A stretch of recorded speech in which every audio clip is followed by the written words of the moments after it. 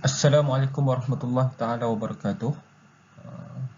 Alhamdulillahirabbil alamin wa bihi nasta'in ala umuri dunya waddin wassalatu wassalamu ala asyrafil anbiya'i wal mursalin sayyidina Muhammad wa ala alihi wa sahbihi ajma'in, amma ba'd. InsyaAllah pada kali ini saya akan membincangkan tajuk yang diberikan pada saya, iaitu tajuk taklid dan juga talfiq. Taklid dan juga talfiq. Tajuk ini merupakan sebahagian daripada kursus pengantar pengajian syariah. Setelah kita membincangkan beberapa perkara yang berkaitan dengan syariah ini ataupun pengenalan kepada syariah ini, jadi saya akan menyambunglah dalam tajuk taklid dan talfiq ini. Jadi sebelum ni kita ada bincangkan berkenaan tentang al-ijtihad. Jadi pasangan bagi ijtihad itu adalah taklid. Ijtihad dan taklid ni adalah dua perkara yang mesti dibincangkan oleh para ulama, khususnya di dalam disiplin ilmu usul fiqh. Setelah dibincangkan ijtihad, maka akan dibincangkan juga taklid di situ. Dan di dalam taklid itu ada perbahasan berkenaan tentang talfiq. Nama saya Muhammad Hafiz bin Jamaluddin. Saya pensyarah daripada Jabatan Syariah dan Undang-Undang, Akademi Pengajian Islam, Universiti Wilayah.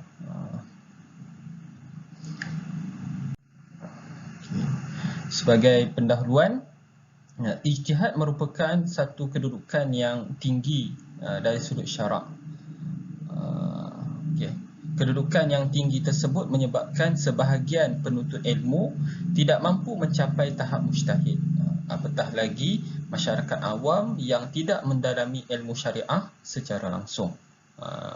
Jadi ijtihad adalah satu perkara yang kita bincangkan sebelum ini. Jadi ijtihad itu adalah satu perkara yang dituntut.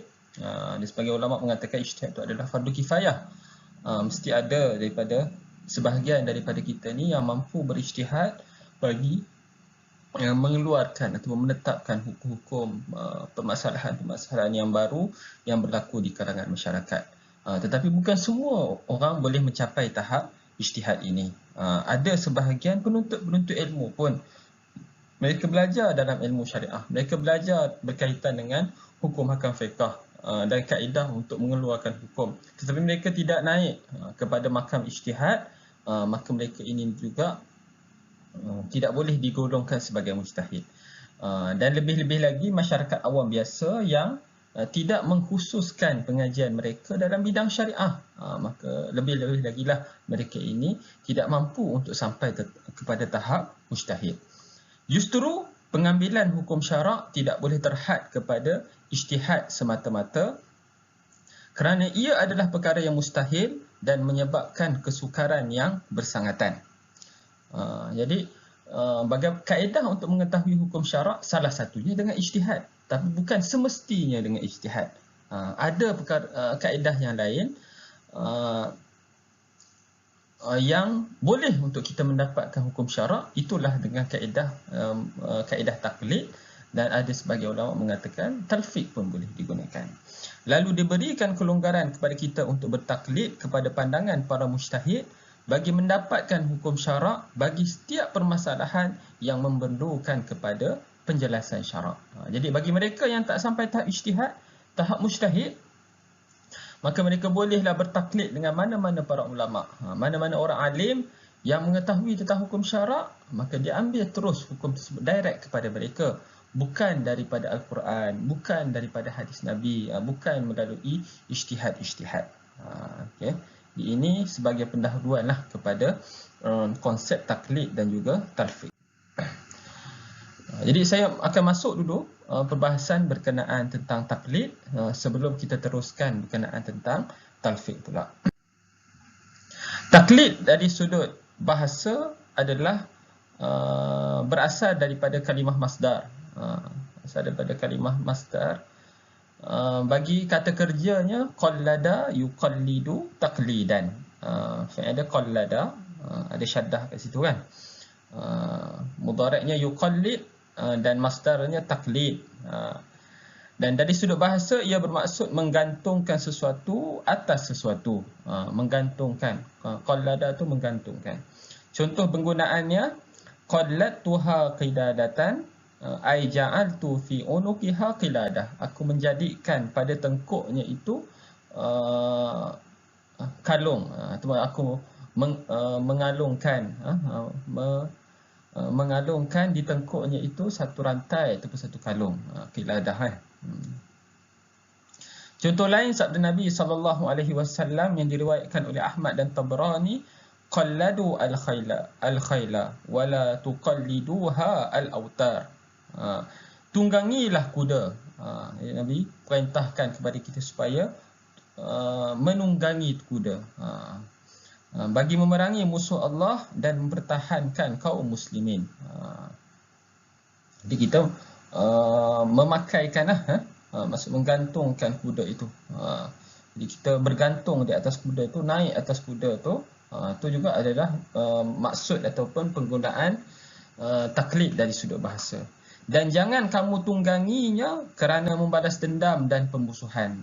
Jadi tunggangi kuda tu bagi tujuan jihad, bagi tujuan untuk mempertahankan agama Allah. Bukan kamu tunggangi kuda itu untuk membalas dendam dan permusuhan seperti mana ketika zaman jahiliah kamu berperang, kamu bermusuh-musuhan hanya kerana dendam kamu dengan suku kaum yang lain ataupun kabilah yang lain.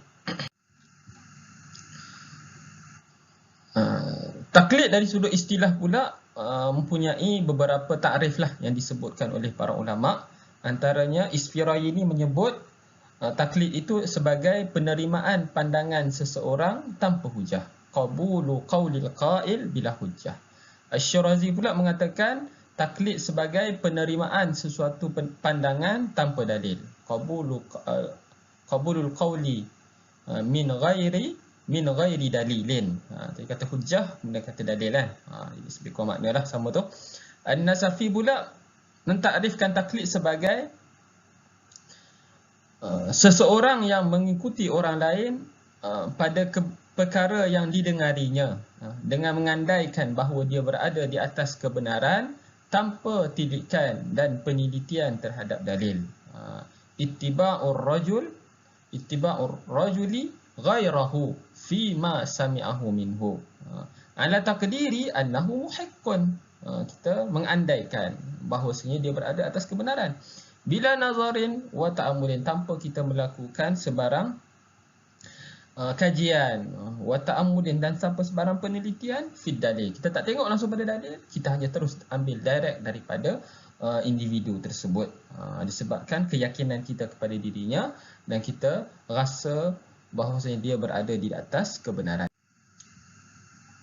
Walid bin Fahad al-Wada'an pula mentakrifkan taklid sebagai pergantungan dengan pandangan mazhab seseorang yang perkataannya tidak boleh dijadikan hujah dengan sendirinya. At-ta'alluq, kita menggantungkan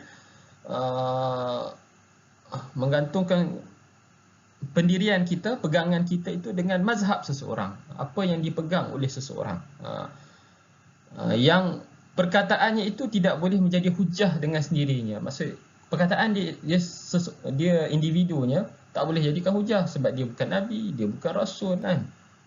Kalau Nabi itu perkataan dia dah boleh dijadikan hujah dah. Ataupun perkataan para sahabat pun ada sebagian ulama kata perkataan para sahabat boleh dijadikan sebagai hujah.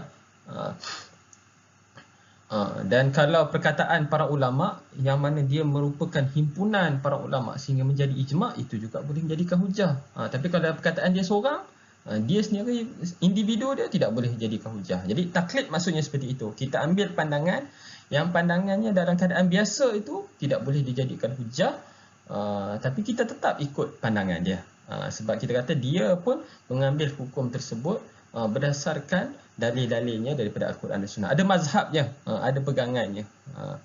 Tarikh ini menjelaskan bahawa taklid adalah pergantungan dengan sesuatu pandangan yang menjadi pegangan atau pendirian bagi individu tertentu. Kita ikut apa pegangan yang dipegang. Pandangan individu ini tidak boleh dijadikan hujah dengan sendirinya. Ini berbeza dengan sabda Nabi. Perkataan Nabi sendiri boleh menjadi hujah. Dan ijma' para ulama itu sendiri, walaupun ulama itu bukannya Nabi dan Rasul, tapi disebabkan mereka sepakat, maka perkataan mereka itu boleh jadi hujah. Dan juga perkataan para sahabat di sisi sebahagian para ulama yang mengutamakan pandangan para sahabat daripada qiyas lagi, seperti mazhab Hanbali yang mengatakan pandangan para sahabat itu boleh dijadikan sebagai hujah. Jadi walaupun dia hanya perkataan seorang saja, tapi disebabkan dia sahabat, maka perkataan dia itu pun boleh dijadikan hujah di sisi mazhab-mazhab yang tertentulah. Bukan semua mazhab yang menerima perkataan para sahabat ini. Di mazhab Syafi'i hanya menerima pandangan para sahabat sekiranya tidak ada khilaf daripada sahabat-sahabat yang lain. Hubungan antara makna taklid dari sudut bahasa dan juga istilah. Taklid berasal daripada perkataan al-qiladah, iaitu kalung, rantai kan, yang diletakkan di tengkuk seseorang. Justru ia mempunyai hubungan dengan makna taklid dari sudut istilah kerana muqallid berpegang dengan pandangan mujtahid, menyerahkan urusan penentuan hukum kepadanya dan mengikut pandangan mujtahid dalam perkara kebaikan dan keburukan. Seolah-olah dia telah menjadikan mazhabnya itu seperti kalung yang digantungkan pada tengkuknya. Seolah-olah itu apa saja pandangan seorang itu telah dipikulkan ataupun telah diletakkan di tengkuknya, dia menyebabkan menjadi kewajipan terhadap dirinya untuk mematuhi segala apa yang ditetapkan oleh para ulama, para mujtahid pada ketika itu. Ditetapkan oleh para mujtahid yang menjadi pegangan bagi dirinya. Okay? Jadi adalah persamaan di antara makna dari sudut bahasa dan juga makna dari sudut istilah. Makna dari sudut bahasa, taklid itu memakaikan di tengkuknya. Dan makna dari sudut istilah, maksudnya kita memakaikan segala mazhab, segala pegangannya itu pada diri seseorang muqallid, diri seseorang yang bertaklid kepada pandangan sesuatu mazhab atau pandangan seseorang mujtahid itu. Pembahagian taklid boleh dibahagikan kepada dua, taklid yang dibenarkan dan taklid yang dilarang.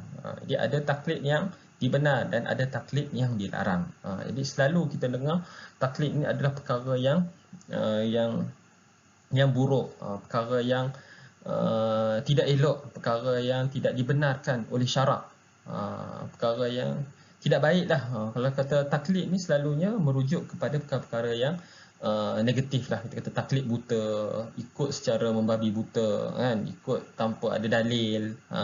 Tapi kita kena jelaskan bahawasanya taklid itu ada dua bahagian. Jadi segala pandangan-pandangan negatif berkenaan dengan taklid itu, kita boleh katakan itu masuk dalam kategori taklid yang dilarang. Kalau dia masuk dalam kategori taklid yang dilarang, ia betul, ia adalah taklid buta. Ia adalah perkara yang tidak dibenarkan oleh syarak, perkara yang dibenci oleh syarak. Tapi kalau dia masuk dalam kategori taklid yang dibenarkan, tak boleh kita nak katakan perkara itu perkara yang dicela oleh syarak. Bahkan perkara itu sebenarnya dituntut oleh syarak. Jadi kita tengok kat sini. Yang pertamanya, taklid yang dibenarkan adalah seorang muqallid mengikut seseorang yang menurut pandangannya berada dalam kebenaran. Maka dia mengikutinya dengan mengambil kira bahawa dia berhak menetapkan sesuatu hukum dan berhak mengeluarkan fatwa berdasarkan ilmu syar'i, ilmu yang diiktiraf oleh syarak.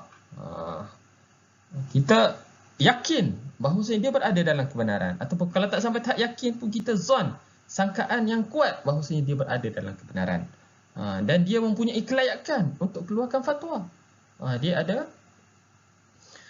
ada kemampuan untuk mengeluarkan fatwa berdasarkan ilmu-ilmu yang ada pada dirinya. Sebab seorang yang nak mengeluarkan fatwa mesti sampai tahap mujtahid, dan syarat bagi mujtahid itu mestilah mahir, pakar di dalam ilmu-ilmu yang telah ditetapkan. Mesti pakar dalam ilmu usul fiqh, mesti pakar dalam ilmu fiqh, mesti pakar dalam ilmu khilaf-khilaf ulama, mesti mengetahui segala ijma' para ulama, mesti mengetahui ilmu bahasa Arab. Jadi itu semua adalah kriteria-kriteria yang menyebabkan seseorang itu boleh digelarkan sebagai mujtahid dan boleh mengeluarkan hukum, boleh memberikan fatwa kepada masyarakat. Ia juga bermaksud tidak harus baginya mengikuti seseorang yang berada dalam kesalahan dan kesesatan. Tapi kalau kita yakin yang seseorang mujtahid ataupun seseorang individu itu berada dalam kesesatan, dah sesat dah tersalah dah, maka haramlah bagi kita untuk mengikutinya. Tak harus untuk kita mengikutinya lagi. Termasuk dalam taklid yang dibenarkan adalah taklid orang awam kepada mujtahid dalam permasalahan yang memerlukan penjelasan tentang hukum syarak. Jadi orang awam ataupun orang yang tak sampai tahap mujtahid, maka dia dibenarkan untuk bertaklid kepada mujtahid dalam segala permasalahan-permasalahan yang memerlukan penjelasan tentang hukum syarak. Okay. Kita masuk bahagian yang kedua, iaitu taklid yang dilarang. Taklid yang dilarang berterusan dalam mengikuti seseorang yang telah jelas kesalahannya dan kesilapannya dari sudut syarak. Ini taklid yang dilarang. Apabila kita mengikuti seseorang, apabila kita ikut seseorang walaupun kita telah yakin yang dia berada dalam kesilapan dan kesesatan. Jadi kita hanya harus untuk bertaklid kepada satu ulama, bertaklid kepada seorang mujtahid, bertaklid kepada mazhab-mazhab tertentu selagi mana kita tak yakin yang dia berada dalam kesesatan. Jadi kalau dah yakin, 100% yakin dia ni salah, dia ni silap, maka ketika itu dia haram bagi kita untuk bertaklid dah. Maka tidak harus bagi seseorang bersikap ta'assub dengan mengikuti seseorang yang telah jelas kesalahannya. Yang ni yang sebenarnya dilarang, ta'assub. Kita terlalu berlebih-lebihan di dalam mengikut sesuatu pandangan. Taklid seperti inilah adalah taklid yang dicela, dan Allah mencela golongan kufar disebabkan taklid seperti ini. Mereka menghalalkan apa yang menjadi amalan bapa-bapa mereka, dan mereka juga menganggap baik segala perkara buruk yang dilakukan oleh orang-orang sebelum mereka. Jadi alasan kenapa mereka meneruskan suatu amalan ini kerana orang tua mereka telah lakukan. Jadi kami ikut saja. Walaupun benda itu salah, tapi sebabkan perkara itu dah dilakukan oleh orang tua kami, maka kami tetap meneruskan amalan-amalan tersebut. Yang ni yang diharamkan, yang ni tak dibenarkan. Bertaklid ni bukan bertaklid kepada para ulama, bertaklid kepada orang tua ataupun orang lama yang meneruskan tradisi atau amalan-amalan yang tidak dibenarkan oleh syarak.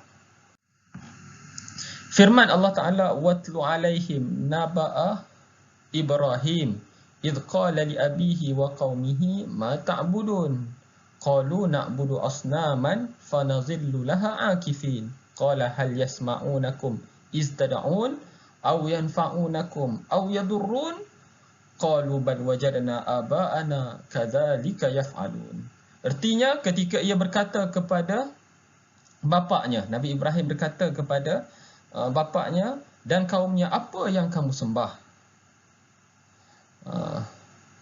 Mereka menjawab, kami menyembah berhala-berhala, maka kerana memuliakannya kami berkekalan menyembahnya.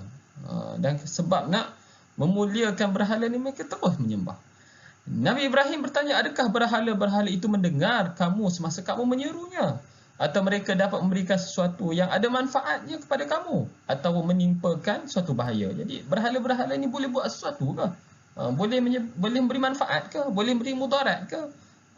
Dan dia dengar ke apa yang kamu cakap tu? Mereka menjawab, tidak satu pun tak boleh. Manfaat pun dia tahu tak boleh, mudarat pun tak boleh. Dan tahu batu-batu ini tidak mendengar langsung apa yang mereka ucapkan. Bahkan kami dapati datuk nenek kami berbuat demikian. Yang ni yang taklid yang dicela. Ikut saja apa yang dilakukan oleh datuk nenek moyang mereka, walaupun jelas amalan tersebut bertentangan ataupun tidak ada faedah pun di dalam amalan-amalan yang mereka lakukan. Bahkan sebenarnya sangat memberi mudarat, memberi kemudaratan kepada mereka dalam melakukan pengibadahan kepada selain daripada Allah Azza wa Jalla. Perbezaan antara taklid dan ittiba'. Apa beza taklid dan juga ittiba'? Jadi istilah yang Berkait juga dengan taklid adalah kita katakan kita tak taklid tapi kita ittiba'. Ittiba' ni apa? Asal pada kalimah taba'a kan. Taba'a ikut juga.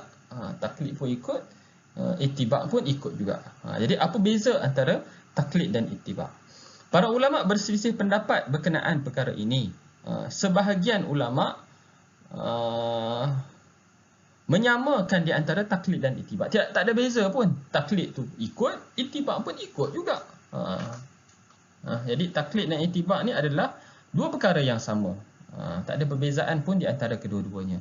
Pandangan ini adalah pandangan sebahagian besar ulama usul fiqh. Sebahagian besar ulama usul fiqh menyamakan di antara taklid dan juga ittiba'. Seperti Al-Baqillani, Al-Juwaini, As-Samarqandi, An-Nasafi, ni Jurjani. Jurjani tu bukan Jurnaji. Jurjani, Asy-Syatibi dan Ibnu Taimiyah. Ibnu Taimiyah.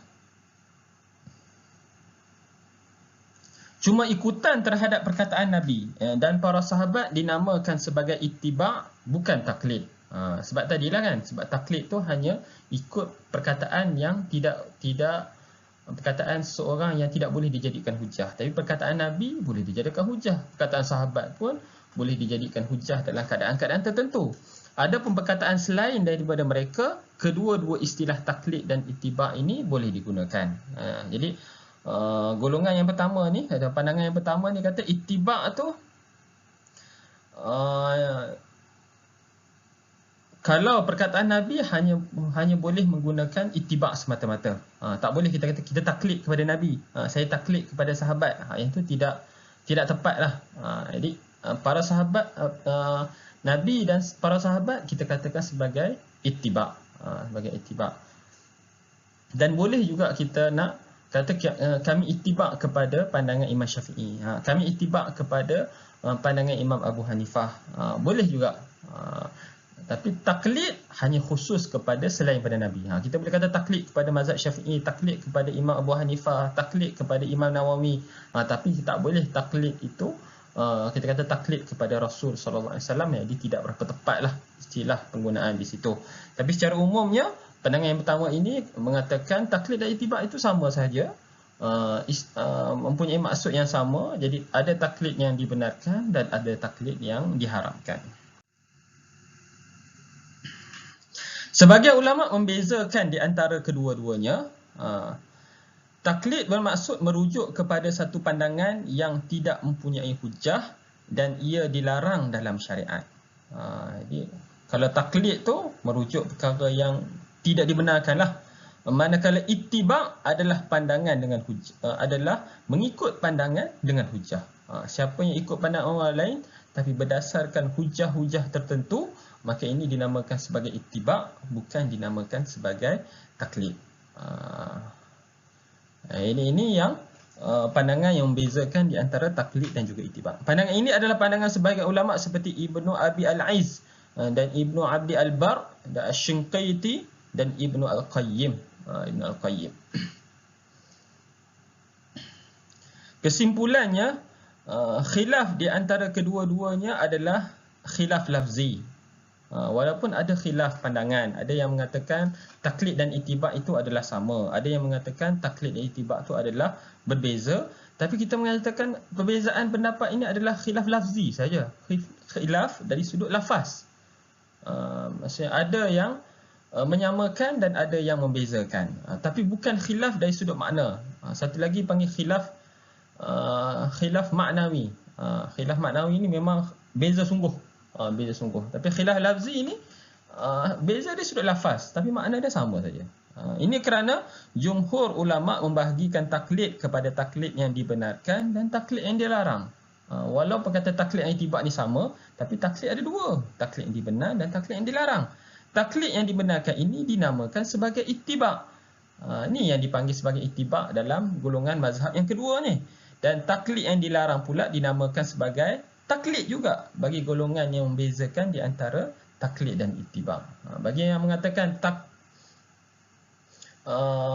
taklid ni adalah mengikut pandangan tanpa hujah ni kan. Ini yang dimaksudkan oleh para ulama para ulama dalam golongan yang pertama itu sebagai taklid yang dilarang. Taklid yang dilarang. Jadi kalau walaupun pandangan yang menyamakan di antara taklid dan ittiba' ini, tapi taklid tetap ada dua, taklid yang dibenarkan dan taklid yang dilarang. Dari bagi pandangan yang membezakan di antara taklid dan ittiba', taklid menurut pandangan mereka tu adalah taklid yang dilarang. Dan ittiba' tu sebenarnya adalah taklid yang dibenarkan, taklid yang dibenarkan oleh para ulama. Jadi tidak ada sebenarnya khilaf yang perbezaan yang terlalu jauh lah di antara kedua-dua golongan ini.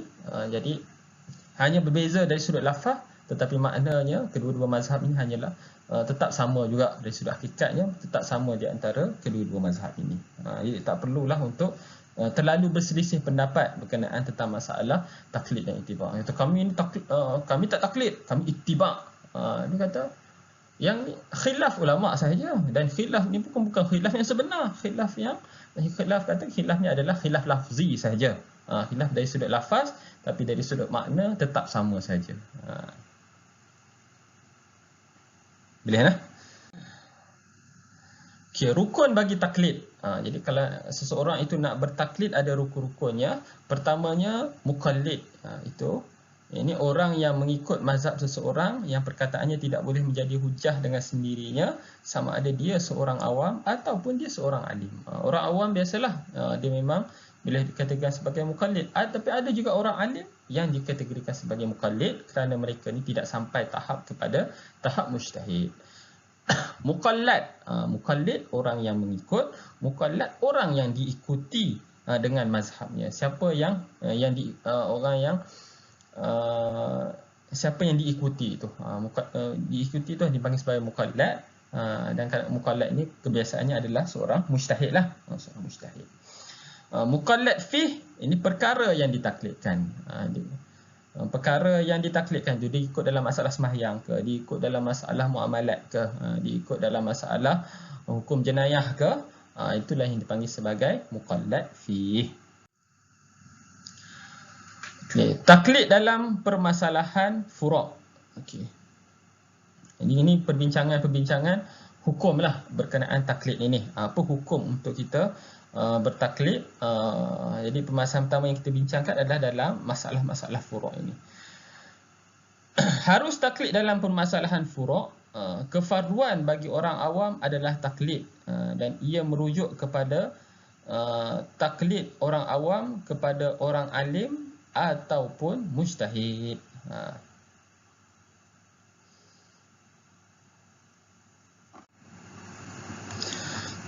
Baik, apa hukum taklid dalam permasalahan furu'?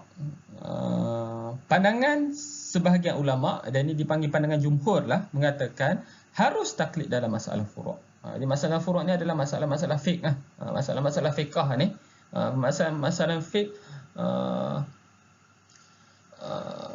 harus dibenarkan untuk bertaklid dalam masalah furu', bahkan menjadi kefarduan bagi orang awam untuk bertaklid. Jadi orang awam yang tidak ada mempunyai alat, kaedah ataupun cara untuk mendapatkan hukum syarak, maka menjadi kewajipan terhadap dirinya untuk bertaklid.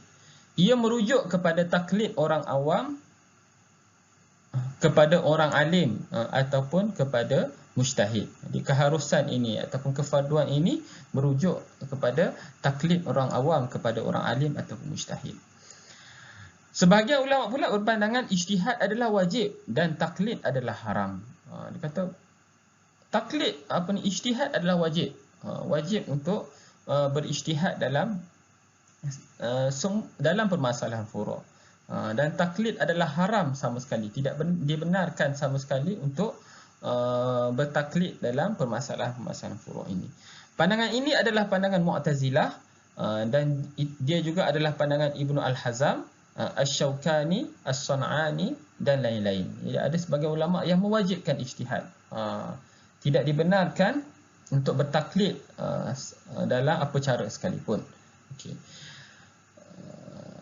Tapi disebut kat sini khilaf ini juga boleh dianggap sebagai khilaf lafzi, kerana pandangan yang mengharuskan taklid merujuk kepada taklid yang dibenarkan, manakala pandangan yang mengharamkan taklid adalah merujuk kepada taklid yang dilarang. Jadi ulama yang mengharuskan taklid itu, dia mengharuskan taklid pada masalah taklid yang dibenarkan sajalah. Taklid yang mana dia ikut seseorang yang pada pandangannya, pada sangkaannya berada dalam kebenaran, bukan ikut orang yang yakin berada di dalam sesuatu kesalahan. Jadi, dan pandangan kedua yang mengharamkan taklid ini tak boleh, tak dibenarkan ini, mereka merujuk kepada taklid-taklid yang diharamkan. Taklid yang diharamkan itu sebenarnya yang mereka haramkan bertaklid ini. Sebab itu yang mereka mewajibkan ijtihad. Tak dapat tidak mesti menggunakan ijtihad. Tapi kalau nak ijtihad, dia tidak ada cara, tidak ada kaedah untuk nak berijtihad. Tidak ada alat untuk dia berijtihad. Bagaimana dia nak berijtihad? Jadi dalam keadaan darurat dibenarkan juga untuk bertaklid. Bertaklid juga, tapi mestilah dalam syarat-syarat ataupun dalam ruang lingkup taklid yang dibenarkan lagi. Okey, disebabkan ada khilaf antara satu golongan yang membenarkan dan satu golongan yang mengharamkan taklid, jadi setiap ada hujah lah bagi kedua-dua belah pihak ini. Dalil bagi golongan yang mengharuskan taklid adalah firman Allah Ta'ala, fas'alu ahla dzikri in kuntum la ta'lamun, maka bertanyalah kamu kepada orang-orang yang berpengetahuan agama jika kamu tidak mengetahui. Ya. Di ayat ini umum pada setiap orang yang tidak mengetahui. Jadi orang awam adalah orang yang tidak mengetahui hukum syarak, maka harus baginya bertanya kepada orang yang lebih mengetahui dan berpegang dengan pandangan tersebut. Dia kena tanya, dan itulah yang menjadi pegangannya dalam sesuatu permasalahan. Jadi ini dalil pertama. Seterusnya firman Allah Ta'ala dalam surah At-Taubah, wa ma kana al-mu'minu liyanfiru kafatan falawla nafara min kulli firqatin minhum ta'ifah liyatafaqahu fid din wa liyunziru qaumahum idza raja'u ilaihim la'allahum yahdharun. Dan tidaklah betul dan elok orang-orang yang beriman keluar semuanya pergi berperang. Oleh itu hendaklah keluar sebahagian sahaja dari tiap-tiap puak di antara mereka, supaya orang-orang yang tinggal itu mempelajari secara mendalam ilmu yang dituntut di dalam agama, supaya mereka dapat mengajar kaumnya yang keluar berjuang. Apabila orang itu kembali kepada mereka, mudah-mudahan mereka dapat berjaga-jaga. Jadi bila sebahagian daripada umat Islam keluar berjihad, tapi ada sebahagian yang duduk di dalam kota, di dalam tempat, tidak keluarlah berperang kerana tujuan apa? Untuk mendalami agama. Dan bila golongan yang perang itu pulang balik ke tempat asal, tempat kediaman mereka, adalah sebahagian mereka tu yang boleh mengajar hal-hal agama kepada mereka. Jadi orang yang perang ni ikut sajalah apa yang ditetapkan oleh mereka-mereka yang mendalami ilmu agama ini. Jadi ini juga adalah salah satu bentuk taklid. Taklid orang yang berperang kepada orang yang tidak berperang kerana dia telah mendalami ilmu-ilmu berkaitan hal-hal agama. Ayat di atas merupakan satu gesaan agar satu golongan masyarakat memberi tumpuan dalam menghasilkan ilmu supaya dapat memberi peringatan kepada kaum-kaumnya yang lain. Oleh itu sekiranya merujuk dan mengikut pandangan mereka adalah tidak wajib, maka tidak terhasillah hikmah perintah Allah ini supaya manusia berjaga-jaga terhadap larangan Allah. Sebab Allah Ta'ala sebut la'allahum yahdharun, supaya mereka takut, supaya mereka berhati-hati di dalam larangan-larangan Allah. Jadi kalau mereka tak boleh nak ikut, mereka tidak dibenarkan, maka apa faedah daripada ayat Quran yang disebutkan sebelum ini? Selain itu, perintah untuk menuntut ilmu hanya ditujukan kepada sebahagian golongan. Menuntut ilmu itu bukan kepada semua, sebahagian je.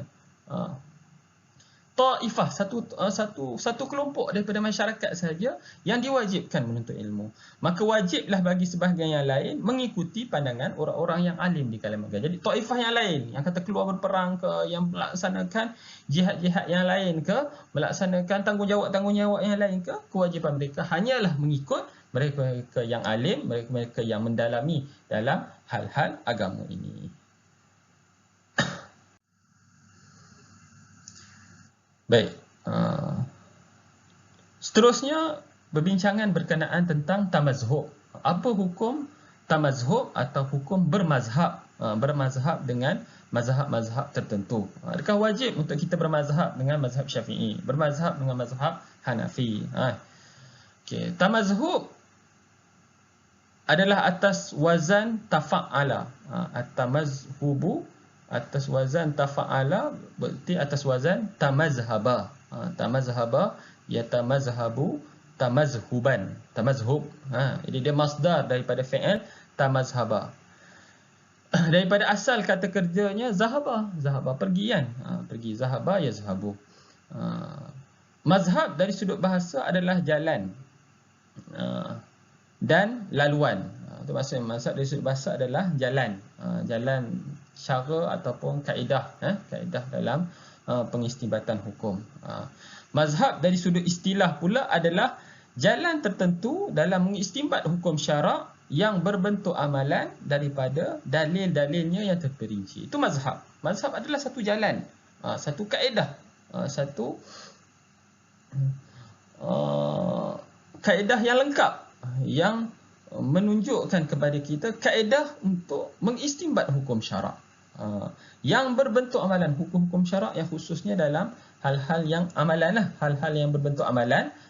Kerana itu yang menjadi bidang yang disentuh dalam ilmu fiqh ni. Kalau lain daripada bentuk alam, berbentuk akidah ke, berbentuk masalah hati ke, itu bukan perbincangan dalam ilmu fiqh. Ilmu fiqh adalah hukum-hukum yang berbentuk amalan sahaja. Daripada dalil-dalilnya yang terperinci, jadi cara nak istinbat hukum daripada dalil pada Al-Quran yang terperinci, dalil-dalil yang tertentu. Maksud sabda Nabi, wa aqimus solata wa atuz zakah. Apa yang kita boleh keluarkan daripada itu? Kalau Nabi bersabda ke sallu kama ra'aitumuni usalli, apa yang kita boleh istinbatkan daripada hadis Nabi tersebut? Itu dalil-dalil yang terperinci. Kita bukan bincang Quran, sunnah, ijma', qiyas. Tak, kita bincang ke terus apa lafaz Al-Quran, apa lafaz hadis, apa qiyas yang kita boleh hasilkan daripada sesuatu pandangan ataupun sesuatu nas yang ada di hadapan kita. Tamazhub pula adalah mengikut pandangan imam yang berpegang dengan jalan tertentu. Kalau mazhab tu adalah satu kaedah, tamazhub kita ikut kepada mazhab tersebut. Mengikut pandangan imam, kita ikut pandangan imam yang berpegang dengan jalan tertentu tadi tu, yang berpegang dengan mazhab tertentu tadi tu. Dia ada mazhab dia, kaedahnya, jalannya dalam dia nak istinbat hukum syarak, kita ikut imam tersebut. Dalam mengistinbat hukum syarak yang bentuk amalan daripada dalil-dalil yang terperinci. Sebab dia ada mazhab. Dia ada mazhab dia dalam dia nak mengistinbat hukum syarak. Dia ada mazhabnya bagaimana dia nak istinbat daripada dalil-dalil yang terperinci itu tadi. Itu maksud tamazhub. Pandangan ulama tentang tamazhub. Terdapat perselisihan para ulama berkenaan permasalahan ini. Pandangan pertama kata wajib bagi muqallid yang tidak mencapai tahap mujtahid untuk mengikut pandangan mazhab-mazhab tertentu. Hukum dia adalah wajib.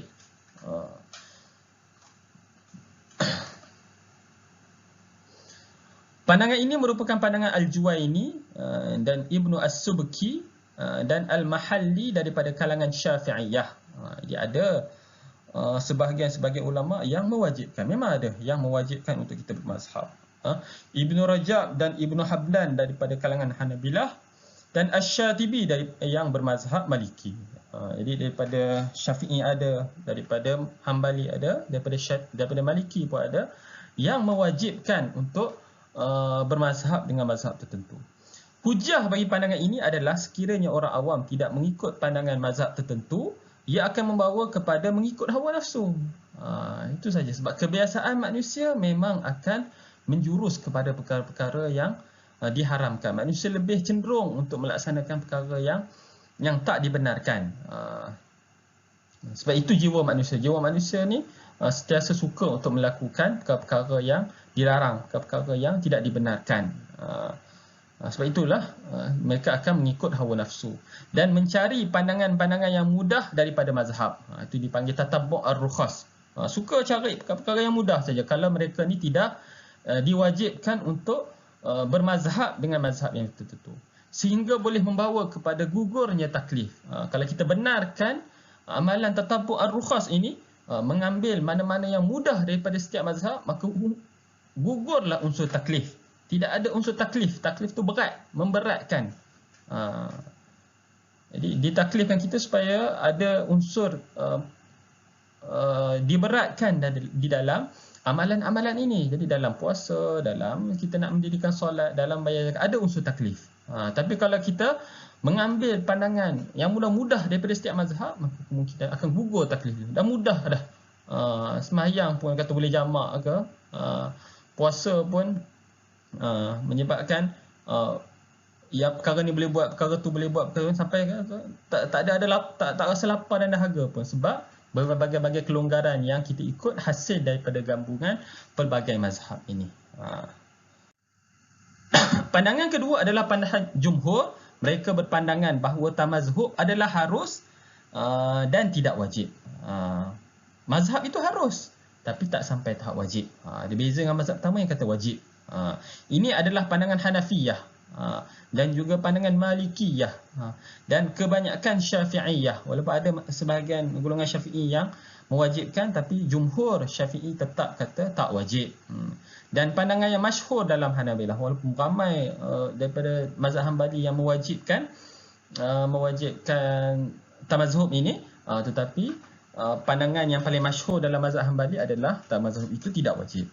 Antara dalil bagi pandangan yang kedua ini adalah para sahabat mengharuskan bagi orang awam untuk meminta fatwa daripada seorang sahabat dalam satu masalah dan meminta fatwa daripada orang lain dalam masalah yang lain.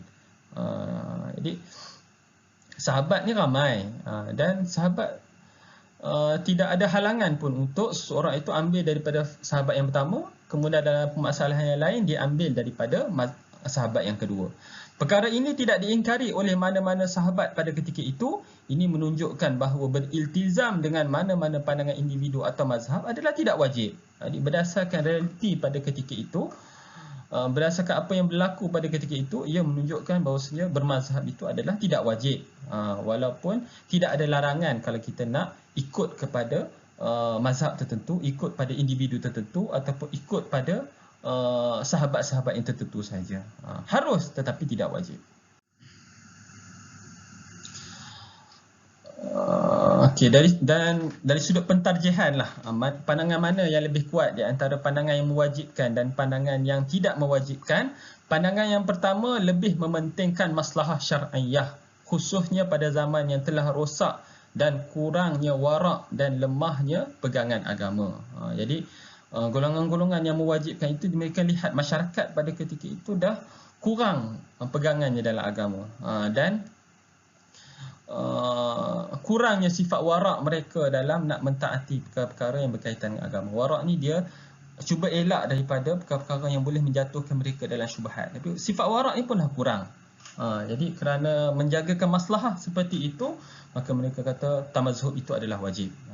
Akan tetapi bahaya ini telah ditutup oleh syarak dengan menyatakan azab siksaan bagi mereka yang menuruti hawa nafsu dan bukannya ketetapan agama dalam pengambilan hukum syarak. Tetapi bagi pandangan jumhur yang tidak mewajibkan bermazhab, mengatakan kalau mengikut hawa nafsu ini memang perkara yang dilarang. Syarak mengharamkan kita daripada mengikut hawa nafsu. Tak kisahlah dalam berkait masalah hukum hakam agama ke, dan juga dalam urusan-urusan seharian. Jadi menuruti hawa nafsu ini adalah perkara yang dilarang, yang memang sepakat para ulama adalah perkara yang dilarang dan perkara yang diberikan azab siksaan bagi mereka yang menuruti hawa nafsu. Innan nafsa la'ammaratun bisu'. Jadi kita kata turut hawa nafsu ini sudah ada dalil yang lain, sudah ada perkara yang lain yang menghalang seseorang, yang sepatutnya lah menghalang seseorang daripada menuruti hawa nafsu. Para ulama salaf juga telah sepakat bahawa setiap perkataan individu itu boleh diterima dan ditolak melainkan perkataan Nabi. Ini adalah sepakat para ulama. Sepakat ulama kata tiap-tiap perkataan itu yukbal wa yurad, boleh diterima dan boleh ditolak, illa qaulun Nabi sallallahu alaihi wasallam, melainkan perkataan Nabi saja. Perkataan orang lain kita boleh terima dan kita boleh tolak, tapi perkataan Nabi yang sah, yang sahih sampai kepada kita, yang itu tidak boleh lagi untuk ditolak. Jadi kalau setiap semua perkataan selain daripada Nabi boleh diterima dan boleh ditolak, maka tidak adalah kewajipan untuk bermazhab di situ. Jadi kalau kita bermazhab pun kalau rasa kita nak berpindah kepada mazhab yang lain. Jadi tidak ada apa-apa halangan di situ sebab hukum bermazhab hanyalah harus mata-mata. Justru pandangan jumhur adalah pandangan yang lebih rajih lah. Sebab ini pun adalah pandangan jumhur. Majoriti lah. Majoriti berpegang kepada tamazhub itu adalah harus sahaja dan tidaklah sampai tahap wajib. Tapi bukan kata bermazhab itu adalah haram. Pandangan mazhab itu ada pandangan yang lain yang mengatakan bermazhab itu adalah haram, tapi itu adalah pandangan-pandangan yang terbarulah yang mengatakan bermazhab itu adalah tidak dibenarkan. Tapi kalau kita tengok dalam perbincangan para ulama hanya ada dua saja, iaitu sama ada dia bermazhab itu adalah diwajibkan ataupun mazhab itu tidak diwajibkan. Tapi kedua-dua golongan ini sebenarnya bersepakat bahawasanya bermazhab itu adalah harus untuk kita bermazhab. Bahkan sebaik-baiknya untuk kita bermazhab bagi mengelakkan kita jatuh kepada tatabbu' ar-rukhas dan bagi mengelakkan kita daripada mengikut hawa nafsu di dalam penetapan hukum syarak. Sekian, terima kasih. Wallahu taala a'la wa a'lamu bis-shawab.